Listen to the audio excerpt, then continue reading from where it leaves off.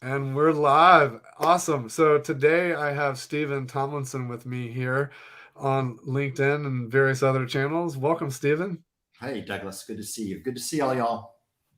So I'm really excited to chat with you. I always enjoy our chats.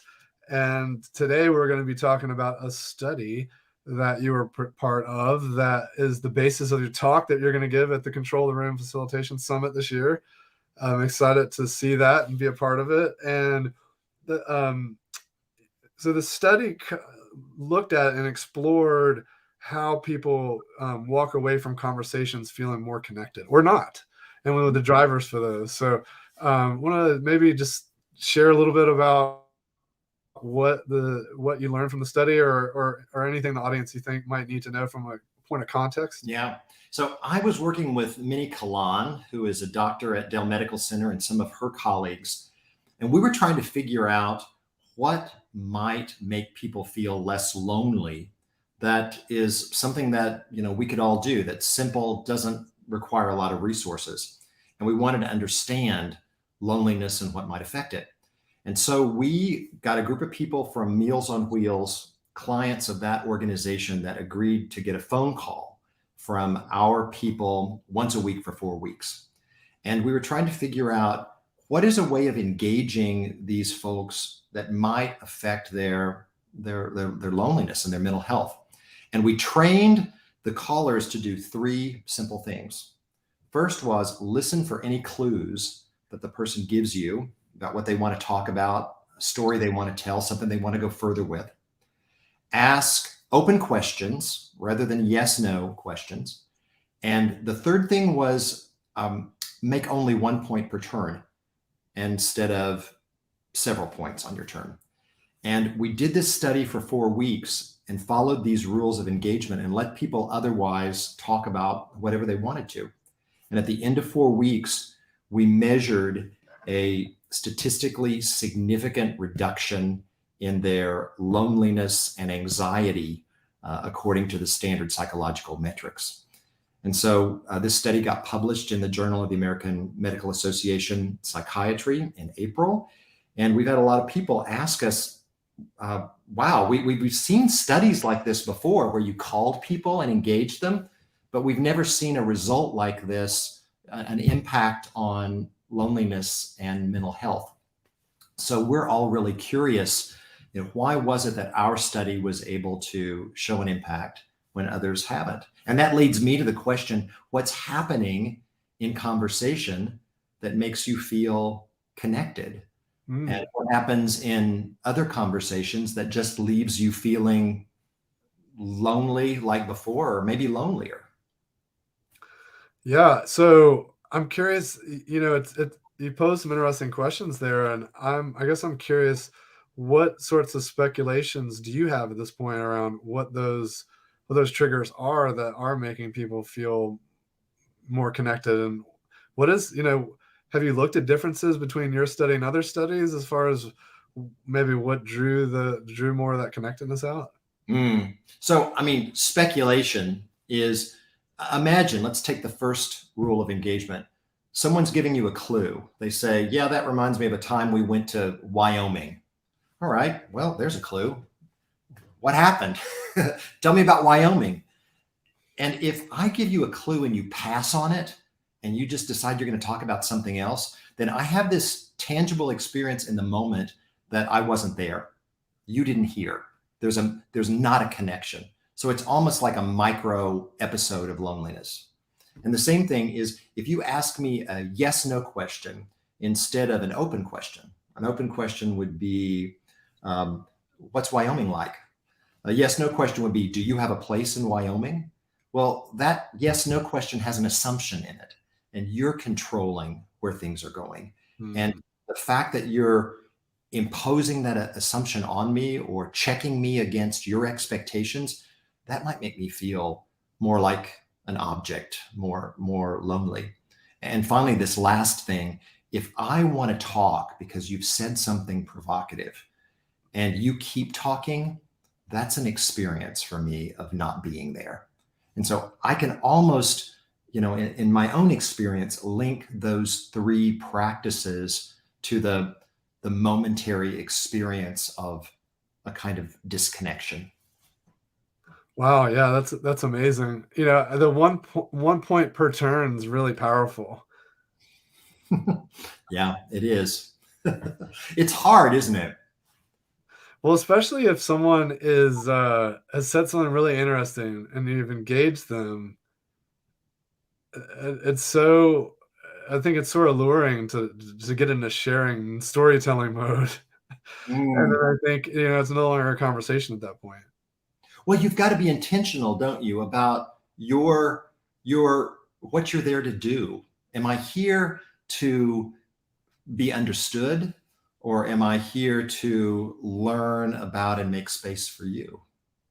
You know, and to learn about and make space kind of comes back to to just the active listening piece, which is, you know, kind of I think threaded through all of these techniques because if you don't if you're not practicing the 1 point per turn, then you can't um you're not there's no space for listening.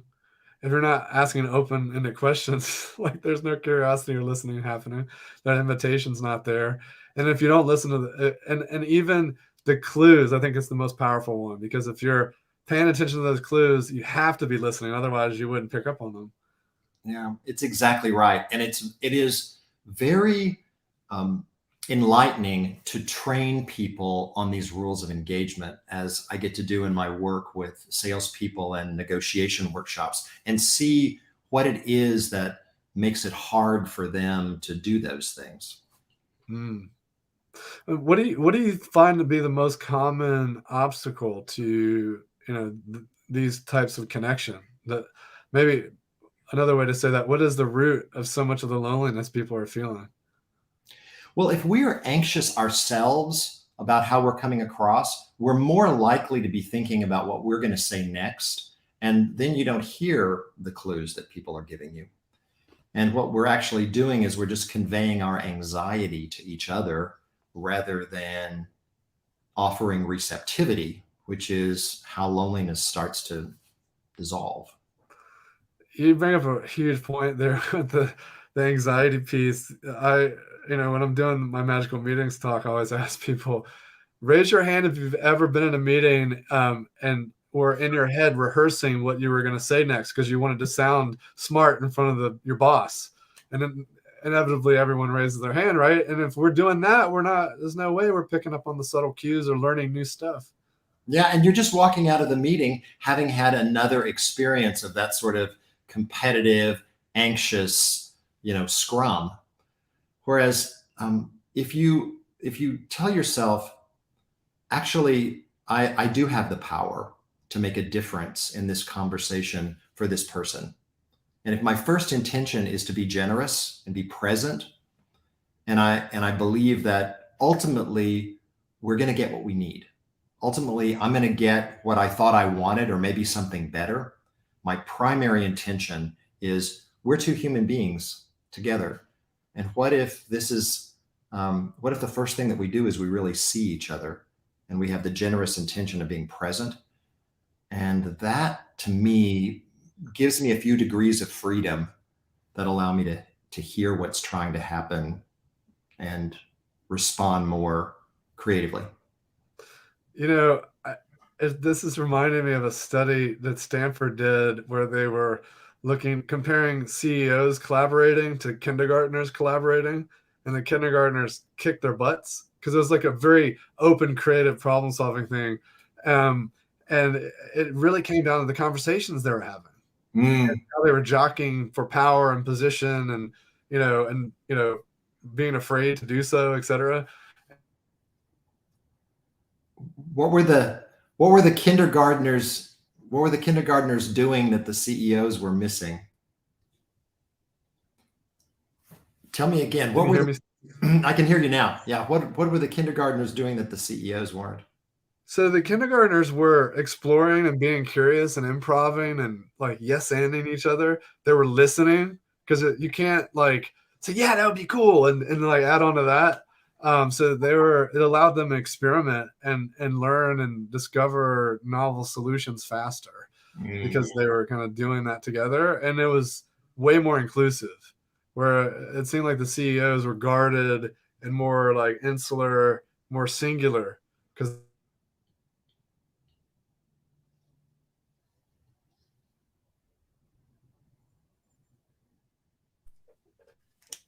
Yeah, and we can guess who would have scored better on the loneliness versus connectedness test at the end of that. Of that's right. That's that. right. That's why I was thinking about this, right? Is that study was more around like innovation and creativity, but wow, it's like kind of all comes down to the same stuff, this connectedness and how we humans can feel more I don't know, just happier. Yeah, yeah, yeah. I mean, it's related in a way to the difference between play and whatever the opposite of play is. Yeah, sorry, the connection's being a little funky today. So if I'm speaking over you, that's because I think it's deciding when and when not to connect. So, oddly enough, When do you feel disconnected? That would be a good experiment, wouldn't it? To strategically interrupt the video conference and just see what happens then at the end. To wow, yeah, when we interrupted here, people actually liked it, but when we interrupted here, it made it yeah. worse. I think well maybe the we've been in a giant experiment ever since the 2000s with all this video chat software. It's been intentional the whole time. So I want to wrap up with a interesting question that came to me when we were chatting before the show started, which was, you looked at levers to increase connection and guide them on ways to make the recipient of those phone calls feel more connected, um, and without, and so you saw a market or decrease in anxiety and an increase in or decrease in loneliness too. And I'm curious, are there levers that would push in the opposite direction that we could think about as like not only what things should we be doing, but what should we be avoiding? Yeah. And here, this is pure speculation and would be a test for another experiment. But definitely talking over people thinking, so multiple points per turn, avoiding their clues and just going on and asking lots of questions that have your own assumptions and agenda in them. Those probably make people feel lonelier. It probably also makes people feel lonelier when you're talking about something that they're excluded from, an experience that they don't get to participate in that's Ooh, important to you that they can't share. And I mean, I guess we've all had this experience of either ourselves talking about something that we're doing that we realize later, oh, that's not something that they get to do. And I wonder why I spent so much time in this conversation effectively, you know, colonizing their imagination with an experience that they don't have access to. That to me seems to be a pretty quick way to give people the sense of not belonging. yeah. Well, I'm glad you threw out the word belonging because I wrote that down because uh, I feel like that can be a real strong litmus for creating more connectedness and decreasing loneliness. Is just like, what is going to make them feel like they belong in the conversation, or they even belong in the story that you're telling? Exactly. Yeah. And that goes back to intention. Is your intention in this conversation to cultivate belonging? Is your intention in this conversation to differentiate yourself? Yeah. And when we're acting out of anxiety, we're probably going to be looking for things that the other person doesn't have so that we can signal our difference. Mm. And at the end, not only do they feel lonelier, but I probably feel lonelier because I just used an encounter with another human being to separate myself. Yeah, no doubt. I also wrote down the word negative, and I just it's my own curiosity. I wonder if too much negativity or too much focus on things that are going wrong or like in my world would tend to make the other person feel more lonely, especially if it's not stuff they relate to or a position they hold. It creates more of that differentiation, and it's got that negativity, which then has the influence on hijacking chemicals in the brain too. Yeah. I think talking about some suffering that's unique to you is sort of like talking about your vacation to an exotic, exclusive tropical island. That's something you don't get to participate in. It seems to me that our desire to commiserate with other people, I think that feels lonely. I mean, it is a sort of cheap gesture of connection, but I think it makes people feel lonelier because it's rehearsing an addictive and dispiriting pattern of powerlessness that I think part of our desire for connection with others is to feel like we belong together, or that we are together. Our bond creates some kind of power or possibility that doesn't exist otherwise. And if I'm having this experience that being with other people is about rehearsing disempowerment, then I don't know whether loneliness is the fruit of that, but certainly discouragement, depressive, Yes. anxiety. These things kind of trade off, don't they? Yeah. The mental health sort of degraders are all kind of related in this moment. It reminds me. I love the word you hit the nail on the head when you said commiserate. That's exactly what I was trying to the picture I was trying to paint, and that's the perfect word to summarize it. And I've often found when I'm in that mode and I call a friend and I'm just like, oh, the world, it just sucks right now, this or that.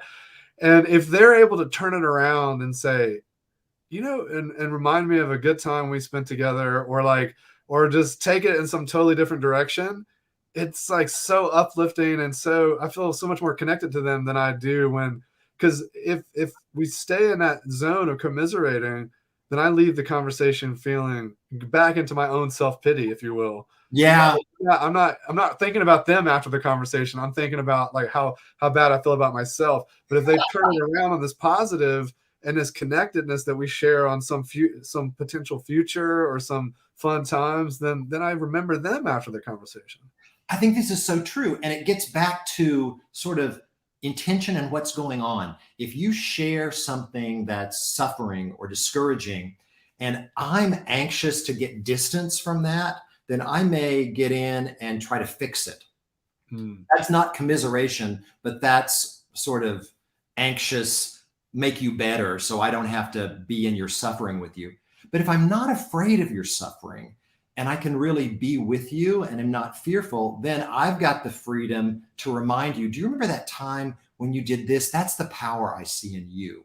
For me, the limiting factor there is if I'm afraid of your suffering, if it's like, I'm not even seeing you, Douglas, anymore. I'm just seeing this problem and how the fear that it brings up in me, I'm likely to do something that will make you feel more lonely, even if I'm engaging the problem with you, because it's out of fear.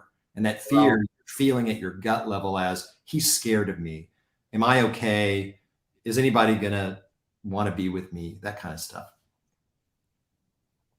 I think that's a beautiful sentiment to end on, Stephen. And it also makes me think that this study is maybe only the tip of the iceberg. There's so many layers to how conversations and how connection, curiosity, belonging, and just intention can improve like loneliness and steer us toward all the positive outcomes we'd want out of our relationships. Yeah. I feel like the thing about this study is once we put it out there, people are calling us now with a bunch of questions that we're interested in and can't answer. And that's when you got to keep working on something. That's totally cool. It's fun. No doubt. Excellent. Well, thanks for joining today, and I look forward to seeing you at the conference. I'll see you soon. Bye.